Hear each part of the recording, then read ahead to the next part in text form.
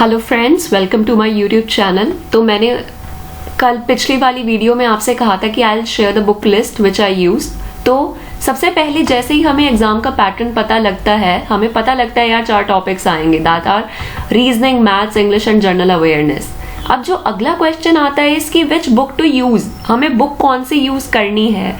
तो जब मैंने फॉर्म भरा था तो मैंने सबसे पहले क्या किया था, मैंने देखा था कि अच्छा क्या क्या आएगा एग्जाम में एक्चुअली। तो मुझे पता लगा कि ये सब आ रहा है एग्जाम में।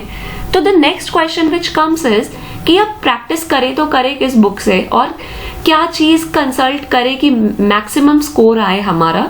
तो without wasting any further time let's proceed. मैंने जैसे ही फॉर्म भरा था तो जब मैंने टॉपिक्स देखे तो सबसे पहला टॉपिक मैंने देखा था रीजनिंग का, बिकॉज इससे क्वेश्चंस ही मैक्सिमम आ रहे हैं। डाटा 32 क्वेश्चंस आपके इससे आ रहे हैं, तो बहुत ज्यादा वेटेज रखता है। तो रीजनिंग मैंने कैसे प्रोसीड की, सब टॉपिक्स लिख लिए रीजनिंग के कि क्या क्या है। सपोज तो one of the sub topics was Venn diagram.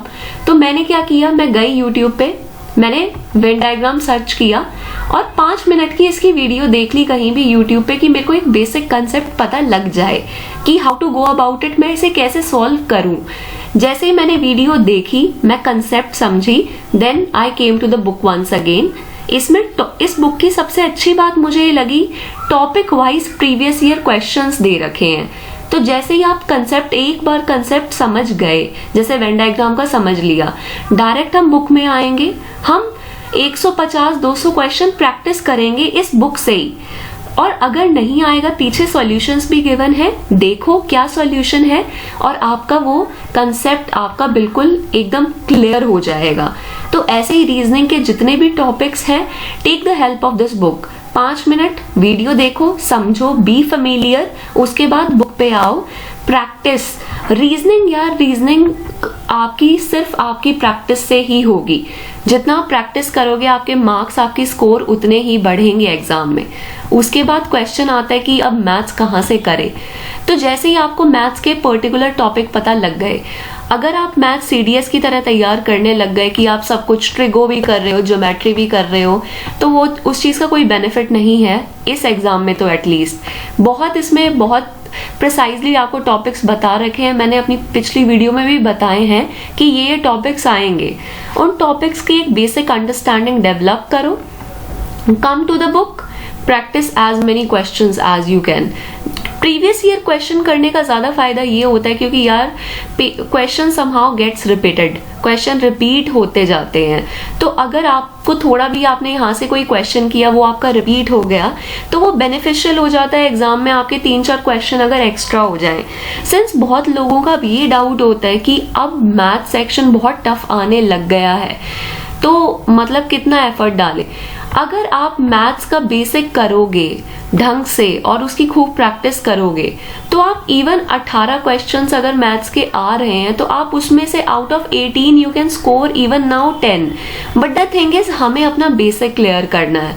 तो understand the basic, come to the paper and practice this reasoning and maths in the exam. This is all about your practice. ये आपका पूरा practice का game है।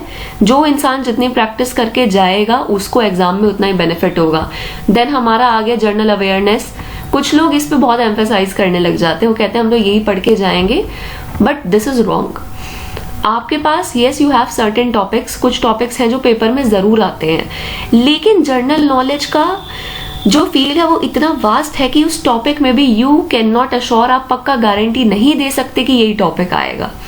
तो yes, अगर आपको marks बढ़ाने हैं तो कुछ पर्टिकुलर टॉपिक करके आपके मार्क्स बहुत अच्छे हो सकते हैं, बट अपना प्रेपरेशन का ज्यादा time you can not afford on general knowledge. Don't do it, क्योंकि जितना आप इनपुट डालोगे उतना आउटपुट पेपर में नहीं मिलेगा। सो इस पे इतना टाइम इन्वेस्ट मत करो। जो जो इम्पोर्टेंट टॉपिक्स हैं सिर्फ उन्हें समझो और सिर्फ उनको गो थ्रू करो, बस उनकी मल्टीपल रिविजन्स लो। अदरवाइज मेन फोकस होना चाहिए रीजनिंग एंड मैथ्स में, बिकॉज ये आपके एग्जाम में आपका गेम चेंजर होगा। Then coming to English, English में मैंने ये बुक रेफर की थी प्लिंट टू पैरामाउंट की। तो इसमें मैंने क्या किया था, इससे मैंने सिर्फ 2-3 चीजें की थी। दैट इज, एक तो मैंने ये कर लिया था, अपना वोकैब कर लिया था मैंने, वोकैब हो गया था, वन वर्ड सब्सटीट्यूशन इससे कर लिया था। फिर उसके बाद इडियम्स एंड फ्रेजेस इसके रट लिए थे, रटने ही होते हैं। तो अपना वोकैब प्रिपेयर करो, उन्हें रटो, इडियम्स एंड फ्रेजेस को रटो। बट इंग्लिश के बारे में मैं वही कहूंगी कि पता नहीं है वर्ड कहाँ से आ जाएगा। तो जो फ्री के मार्क्स हैं that is RC, reading comprehension आपके फ्री के 5 क्वेश्चंस हैं। तो अपनी थोड़ी सी अगर आप रोज भी 10 मिनट 5 मिनट कुछ अच्छी रीडिंग कर लोगे, आप ये क्वेश्चंस पूरे कर सकते हो 5 के 5। प्लस यार आपको ऑब्वियसली वोकैब अपनी इडियम्स एंड फ्रेजेस में भी कुछ तो लेना ही है ना, तो थोड़ा अपना इन्हें आपका सोर्स कुछ भी हो, मैं ये नहीं कहती कि इसी बुक लिस्ट को फॉलो करो, एक बुक सोर्स रखो, स्टिक टू इट, उसकी मल्टीपल रिवीजन करो।